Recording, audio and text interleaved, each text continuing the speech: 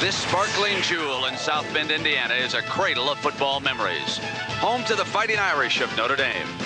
Their legend lives in the immortal names. Coach Knute Rockne, a storied backfield known as the Four Horsemen.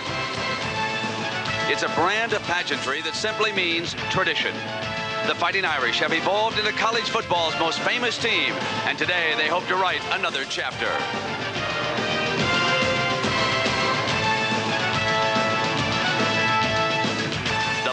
Hurricanes are the nouveau riche of college football.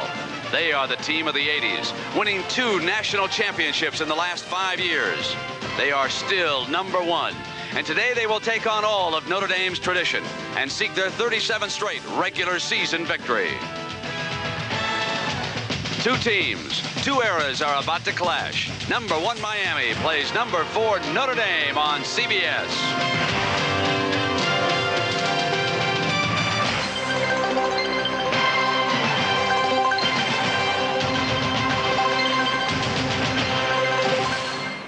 CBS welcomes you to the biggest game so far of the 1988 college football season. #1 Miami and unbeaten Notre Dame.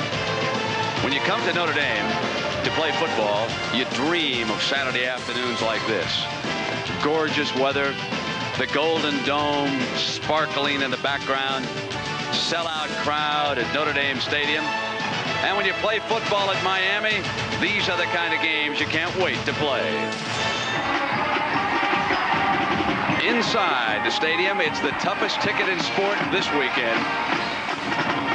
All morning long, fans have been milling around outside Notre Dame Stadium. Actually, ever since last year when Miami beat Notre Dame 24-0 down in the Orange Bowl here in South Bend and throughout the Midwest, Notre Dame fans have been waiting for this rematch. Well, good afternoon, everybody, and welcome. I'm Brent Musburger.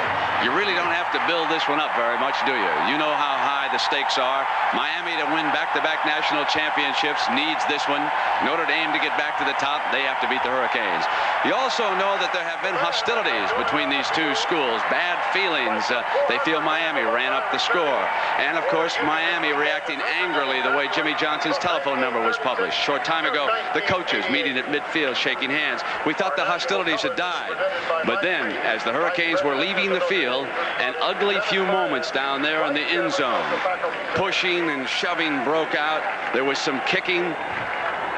Police had to step in, and finally the Hurricanes were escorted back inside their locker room. So I guess we can truthfully say, as we get ready for this game, these 2 teams still don't like each other. Let's bring in Pat Hayden right now. Pat, you know, 4 straight victories by Miami over Notre Dame. They have beaten the Irish by a total score of 133-20. Simply put, is Notre Dame better equipped? Well, I think they are, and really it's the talent gap between the 2 schools has been closed dramatically over the last 4 years, and the Irish will field their fastest team in school history on the field today, and that's what you need when you play Miami. Great athletes who can run. Pat, you and I have talked about the importance of the 2 quarterbacks now. Let's start with young Tony Rice at Notre Dame. Well, he has been an accomplished runner for Notre Dame the past 2 years. He got off to a slow start throwing the ball early this year, but it's come on strongly the last 2 weeks, throwing the ball very accurately, and that's the key, Brent. Can he complete those short possession type passes to keep drives alive?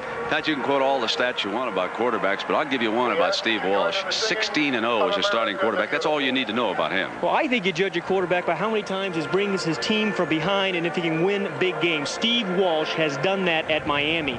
The thing is, people don't seem to be able to get pressure on him, and if you can't put a rush on him, what he does is sit back in that pocket and carves you apart. He can put 4 or 5 touchdowns on the board. Pat, I mentioned it was glorious weather here in South Bend. Observant fans have seen our hair blowing around. Yes, the wind will be a factor in this ball game.